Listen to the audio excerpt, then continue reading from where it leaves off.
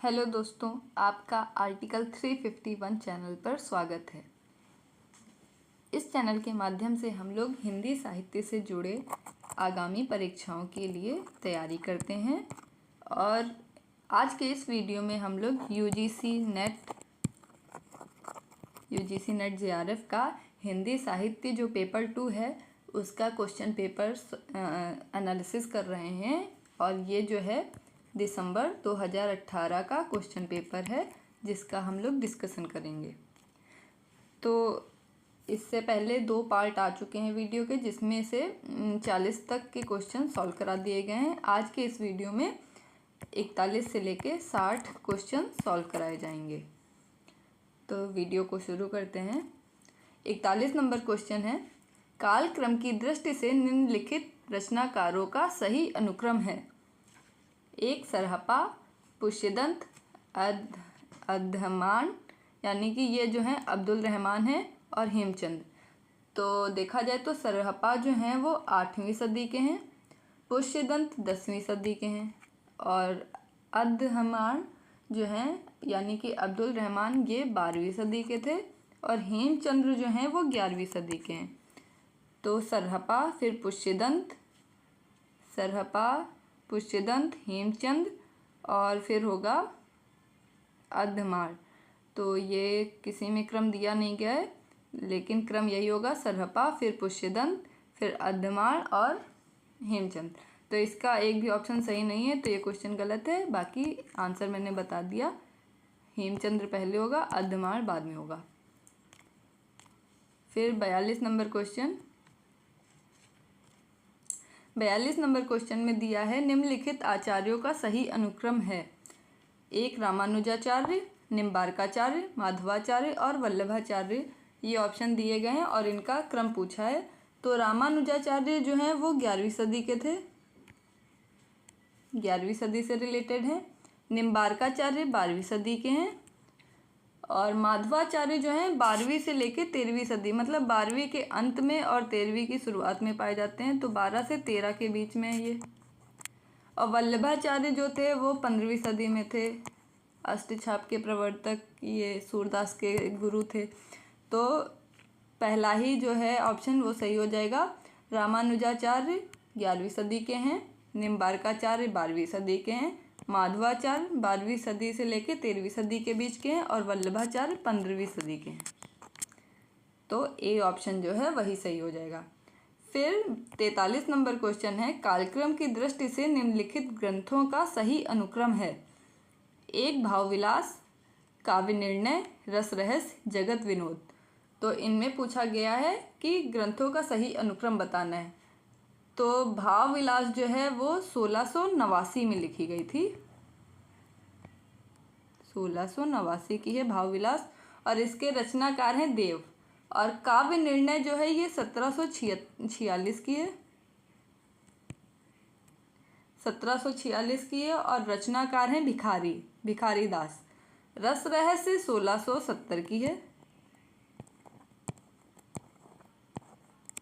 1670, और जगत विनोद ये पद्माकर की है और 1810 की है।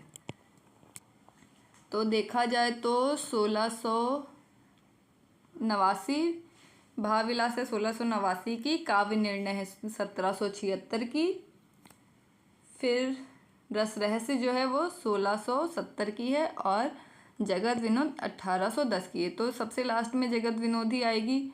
तो बी ऑप्शन में देखिए, जगत विनोद सबसे लास्ट में है, फिर रस रहस्य 1670 की रस रहस्य सबसे पहले, फिर भावविलास 1689 की, फिर 1746 की काव्य निर्णय। तो बी ऑप्शन जो है ये सही हो जाएगा।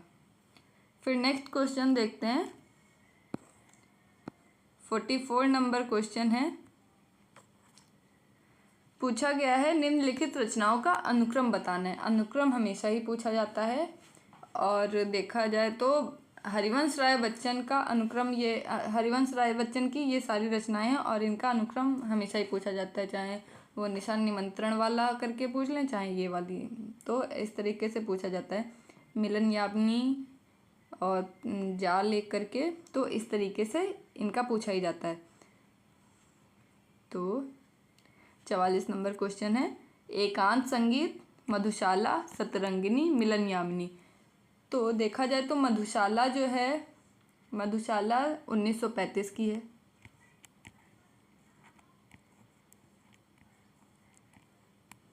उन्नीस सौ पैंतीस में मधुशाला लिखी गई है। एकांत संगीत जो है वो 1939 की है।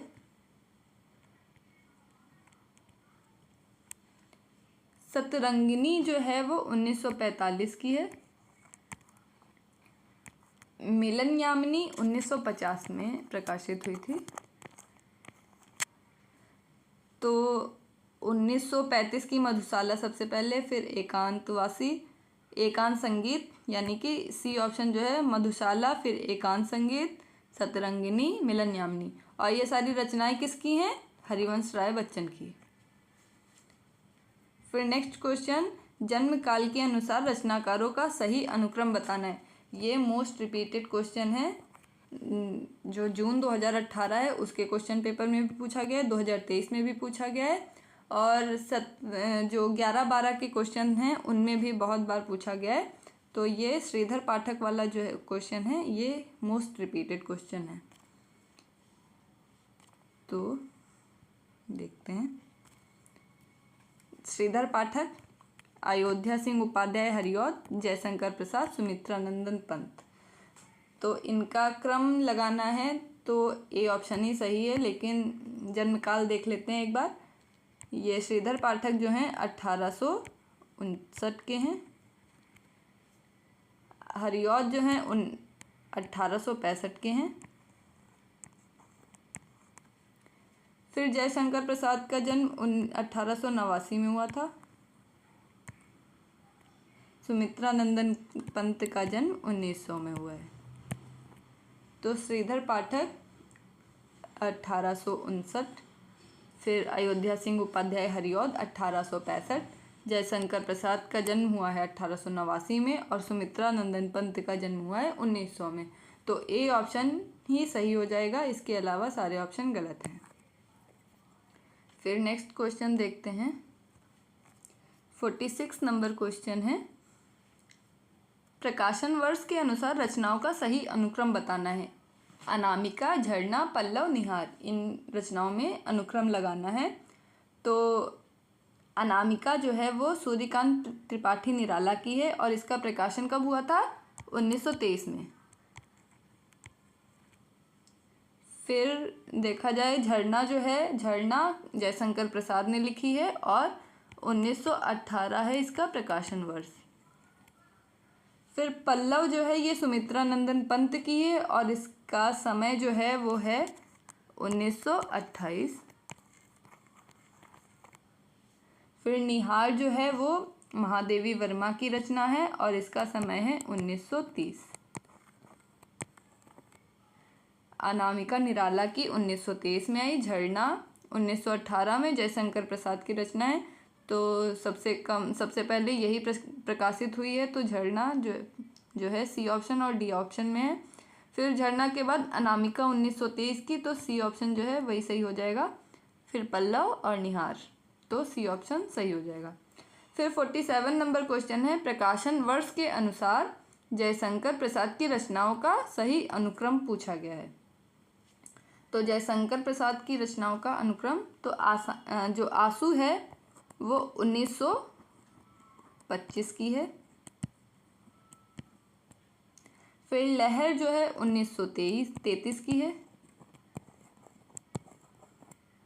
कामायनी 1935 की है।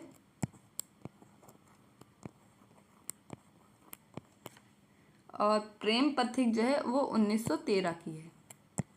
तो सबसे पहले प्रेम पथिक आएगी, फिर आंसू, फिर लहर, और कामायनी सबसे लास्ट में। तो सी ऑप्शन जो है वही सही हो जाएगा, प्रेम पथिक, आंसू, लहर, कामायनी। फिर नेक्स्ट क्वेश्चन देखते हैं, 48 नंबर क्वेश्चन है, उपन्यासों का सही अनुक्रम बताना है। कठगुलाब, शेष यात्रा, सूरजमुखी अंधेरे के, ठीकरे की मंगनी।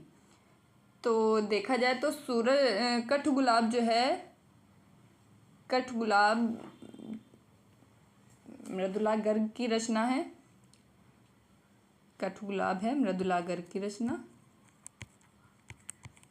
और ये इसका प्रकाशन वर्ष है 1996। फिर शेष यात्रा जो है वो उषा प्रियमवदा की है। शेष यात्रा उषा प्रियमवदा की है और इसका जो प्रकाशन वर्ष है वो है 1984। फिर सूरजमुखी अंधेरे के, इसका समय है 1972 और ये कृष्णा सोबती की है। ठीकरे की मंगनी 1989 की है। तो देखा जाए तो कठगुलाब सबसे आखिरी में आएगी क्योंकि 1996 है इसका समय। तो जो सी ऑप्शन है उसी में कठगुलाब सबसे लास्ट में दिया गया है और सूरजमुखी अंधेरे के सबसे पहले है क्योंकि इसका समय काल है 1972। फिर आएगी उषा प्रियमवदा की शेष यात्रा, फिर ठीकरे की मंगनी। ठीकरे की मंगनी के रचयिता कौन है? नासिरा शर्मा है।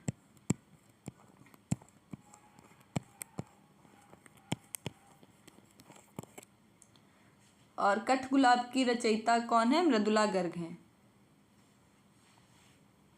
फिर नेक्स्ट क्वेश्चन देखते हैं। 49 नंबर क्वेश्चन है, कहानी संग्रह जो हैं उनका सही अनुक्रम बताना है। 1, सतह से उठता आदमी, इंसान के खंडहर, परिंदे, नीली छतरी वाली लड़की।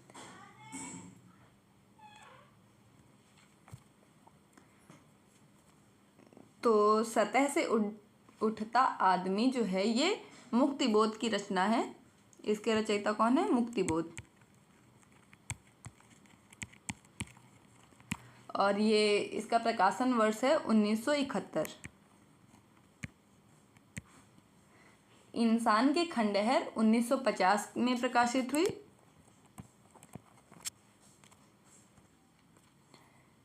परिंदे जो है वो निर्मल वर्मा की रचना है और 1960 में आई थी। पीली छतरी वाली लड़की 2001 की रचना है और ये है किसकी? तो उदय प्रकाश की है।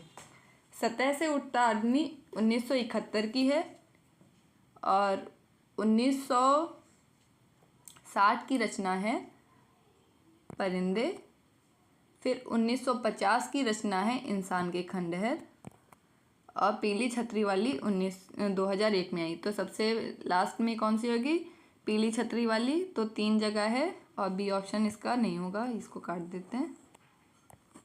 और सबसे पहले आएगी 1950 की इंसान के खंडहर। तो जो डी ऑप्शन है ये हो जाएगा इंसान के खंडहर 1950, परिंदे 1960, सतह से उठता आदमी 1971 और पीली छतरी वाली लड़की 2001।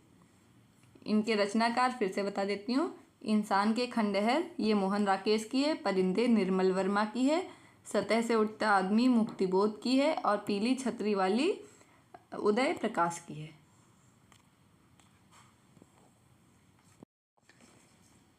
50 नंबर क्वेश्चन है, विद्या निवास मिश्र के निबंध संग्रहों का अनुक्रम बताना है।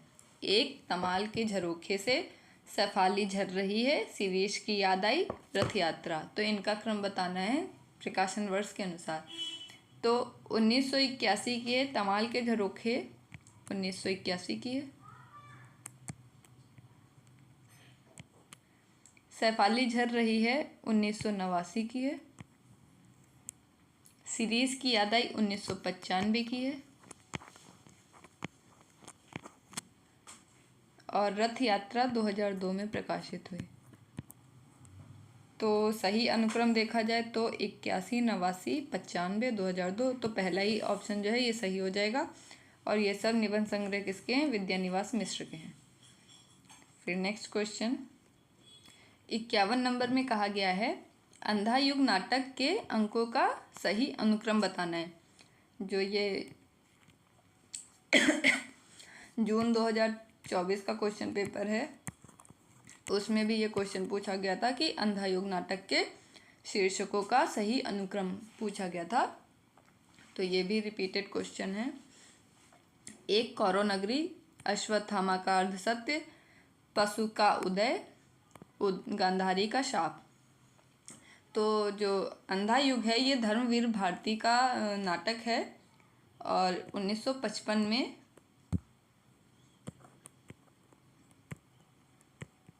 1955 में इसका प्रकाशन हुआ था। और इसमें 5 अंक हैं। पहला अंक है कौरव नगरी, दूसरा पशु का उदय, तीसरा है, तो कौरव नगरी तो पहला है, फिर अश्वत्थामा का अर्धसत्य ये तीसरा है, पशु का उदय जो है ये दूसरा है, और गांधारी का शाप जो है ये चौथा अंक है। और ऐसे बता दूं तो पहला है कौरव नगरी,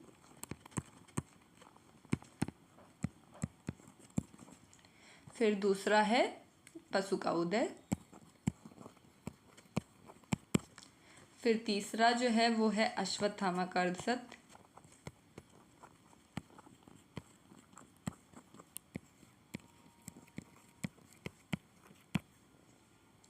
फिर चौथा है गांधारी का शाप, और पांचवा अंक जो है वो एक क्रमिक हत्या है। तो इसका सही ऑप्शन लगाएं तो पहला कौरव नगरी, दूसरा पशु का उदय, फिर तीसरा अश्वत्थामा का अर्धसत्य, चौथा गांधारी का शाप। तो डी ऑप्शन जो है वो सही हो जाएगा। फिर नेक्स्ट क्वेश्चन देखते हैं। प्रकाशन वर्ष के अनुसार आत्मकथाओं का सही अनुक्रम बताना है 52 में। तो आज के अतीत, सहचर है समय, टुकड़े टुकड़े दास्तान, क्या भूलूं क्या याद करूं। तो आज के अतीत जो है वो 2003 में आई थी, और ये आत्मकथा है भीष्म शाहनी की। फिर सहचर है समय जो है ये 1991 में प्रकाशित हुई, और ये रामदरस मिश्र की रचना है। फिर टुकड़े टुकड़े दास्तान जो है ये 1986 में प्रकाशित हुई है, और ये अमृतलाल नागर जो हैं उनकी आत्मकथा है। क्या भूलूं क्या याद करूं 1969 की है, और ये हरिवंश राय बच्चन की रचना है। तो देखा जाए तो उल्टा क्रम, पहला ऑप्शन जो है जस्ट अपोजिट दिया है, पहले 69, फिर 86, 91, 2003। तो ये उल्टा है इसी का। देखें तो क्या भूलूं क्या याद करूं, टुकड़े टुकड़े दास्तान, सहचर है समय, अतीत। ये जो बी ऑप्शन है ये सही हो जाएगा। क्या भूलूं क्या याद करूं हरिवंश राय बच्चन की रचना है 1969 की। टुकड़े टुकड़े दास्तान ये अमृतलाल नागर की आत्मकथा है और 1986 में प्रकाशित हुई। सहचर है समय रामदरस मिश्र की रचना है और 1991 में आई। आज के अतीत जो है ये भीष्म शाहनी की आत्मकथा है और 2003 में आई थी। तो बी ऑप्शन जो है वो सही हो जाएगा। नेक्स्ट क्वेश्चन देखते हैं। 53 नंबर क्वेश्चन है, साहित्य सिद्धांतों का सही अनुक्रम बताना है इसमें। तो सबसे पहले देखिए रस संप्रदाय आया था, फिर अलंकार, फिर रीति, फिर ध्वनि, उसके बाद है वक्रोक्ति, फिर आखिरी में औचित्य। तो रस संप्रदाय जो है वो भरत मुनि ने दिया, अलंकार भामा ने, रीति वामन ने, और ध्वनि जो है आनंद वर्धन की है। तो रस, अलंकार, रीति, ध्वनि, बी ऑप्शन जो है ये सही हो जाएगा। फिर नेक्स्ट क्वेश्चन देखते हैं। 54 नंबर क्वेश्चन है, इसमें काव्य शास्त्रीय ग्रंथों का कालक्रमानुसार सही अनुक्रम बताना है। काव्यादर्श, काव्य मीमांसा, वक्रोक्ति जीवितम, ध्वन्यालोक। तो काव्यादर्श के रचनाकार जो हैं वो दंडी हैं, और ये रचना कब की है, 7वीं सदी की, 7वीं शताब्दी। फिर काव्य मीमांसा जो है ये राजशेखर की थी, और राजशेखर का समय है 9 से 10वीं सदी। वक्रोक्ति जीवितम जो है ये कुंतक की रचना है। वक्रोक्ति का सिद्धांत जो है वो कुंतक ने दिया था, और ये 10वीं से 11वीं सदी के बीच में थे। जो कुंतक थे वो उनका कालक्रम कौन सा है, 10वीं से 11वीं सदी। और ध्वन्यालोक जो है ये आनंदवर्धन की है और आनंदवर्धन 9वीं सदी में थे। तो देखा जाए तो काव्यादर्श होगा, फिर ध्वन्यालोक, फिर काव्य मीमांसा और वक्रोक्ति जीवितम। सी ऑप्शन जो है इसका सही हो जाएगा। काव्यादर्श दंडी की है, ध्वन्यालोक आनंदवर्धन, काव्य मीमांसा जो है ये राजशेखर की है और वक्रोक्ति जीवितम जो है ये कुंतक की है। फिर नेक्स्ट क्वेश्चन देखते हैं। 55 नंबर क्वेश्चन में पाश्चात्य विचारकों का सही अनुक्रम पूछा गया है। तो रिचर्ड्स, फिर ऑस्कर वाइल्ड, मैथ्यू अर्नाल्ड और सैमुअल टेलर कॉलरिज।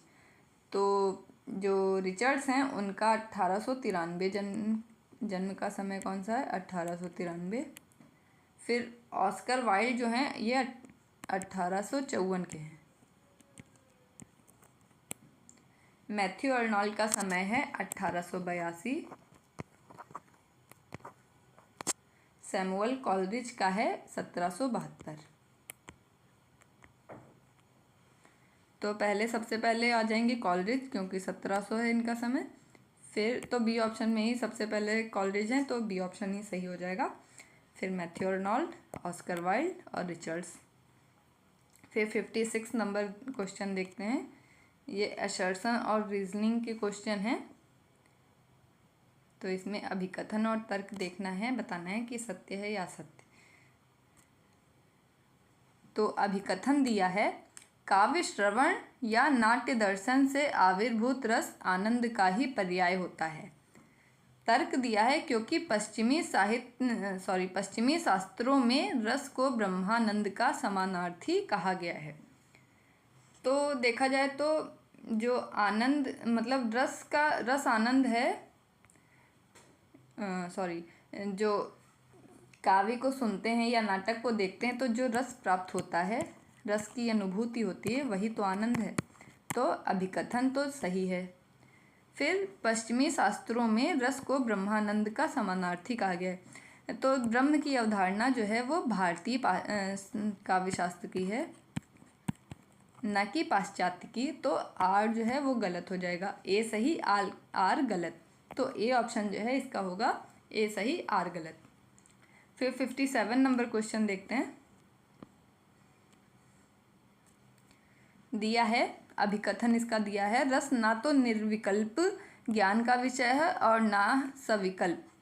तर्क दिया है, क्योंकि रस की प्रतीति में श्रृंगार, वीर, हास्य, करुण आदि रस विशेष रूप से आभासित होते हैं, इसलिए रस निर्विकल्प ज्ञान का विषय नहीं है। तो निर्विकल्प ज्ञान क्या होता है, ऐसा ज्ञान जिसे बार बार मतलब कि जो सामान्य जीवन जीते हुए जो साधक है उसे बार बार रटना नहीं पड़ता है कि उसमें नया ज्ञान जोड़ें।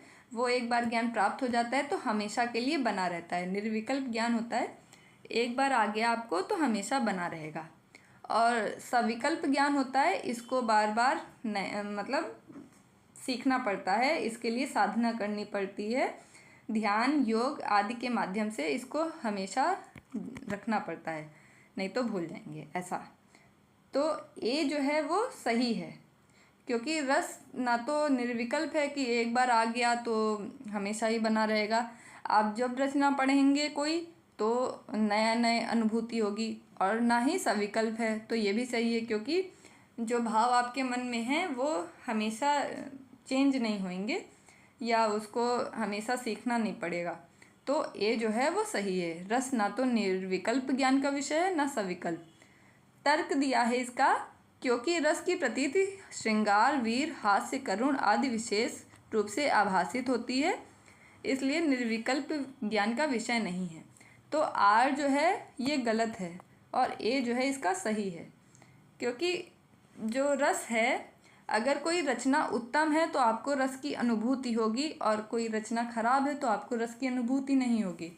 तो ये जो तर्क दिया है इसका कोई आप संबंध नहीं बैठता है जो कथन है उससे। तो ये सही होगा और आर गलत।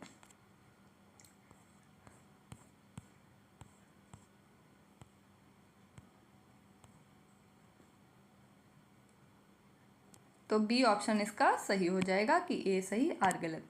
फिर 58 नंबर क्वेश्चन का असर्शन दिया है काव्य और कला सृजन संघर्ष का फल है। काव्य और कला सृजन संघर्ष का फल है। इसका तर्क दिया है क्योंकि सृजनशील व्यक्तित्व गतिशीलता के साथ अपने समय के अभावों और दबावों से जूझता है। तो इसका जो ए है अभिकथन वो सही है। तो इसमें ए सही और आर दोनों सही हो जाएंगे, क्योंकि अगर दबाव और संघर्ष ना हो तो हर इंसान ही अपना काव्य सृजन करने लगे।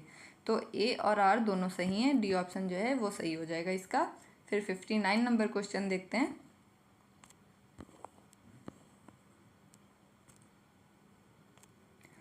अभिकथन दिया है कला भी ज्ञान का एक प्रकार और सत्य की उपलब्धि का एक साधन है होना चाहिए। और तर्क है इसका क्योंकि कला जगत में भी कलाकार के चित्त में जब वस्तु सत्य उद्भासित होता है तभी वह श्रेष्ठ कला रचना में प्रवृत्त होता है, इसलिए हर महान कलाकृति सत्य से समन्वित होती है। एक मिनट। तो इसमें क्या कह रहा है कि कला भी ज्ञान का एक प्रकार और सत्य की उपलब्धि का एक साधन है। तो सही है, ए जो है वो सही है, क्योंकि ज्ञान और सत्य जो है हासिल करना एक साधना है। तो सही है।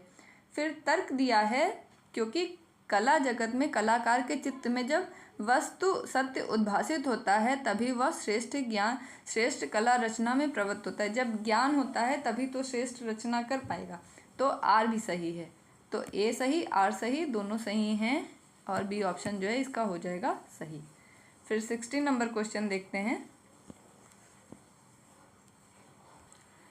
60 नंबर क्वेश्चन है अभिकथन दिया है मिथक शास्त्र मनुष्य की मानसिक संरचना को समझने की एक भ्रामक विद्या है। इसका तर्क है क्योंकि यह एक असत्य कथा मिथ्या अथवा कोरी कल्पना है। तो अभिकथन जो है इसका गलत है, क्योंकि मिथक जो होता है वो कोरी कल्पना नहीं होती है। और जो हम लोग एक व्यक्ति जो है मनुष्य उसके मानसिक संरचना को समझने में सहायक होता है। मिथक शास्त्र ये भ्रामक विद्या नहीं होती है। मतलब आप समाज में देखते हैं और उसको अपने अचेतन मन में समावेशित कर लेते हैं और उसके बाद रचना करते हैं इस तरीके से। तो ए जो है वो गलत हो गया, क्योंकि यह एक असत्य कथा मिथ्या अथवा कोरी कल्पना है। तो कोरी कल्पना नहीं है। आर भी इसका गलत हो जाएगा। जो मतलब कि मिथक मिथ्या असत्य कथा और कोरी कल्पना नहीं है, बल्कि एक सामूहिक अचेतन मन की उपज है।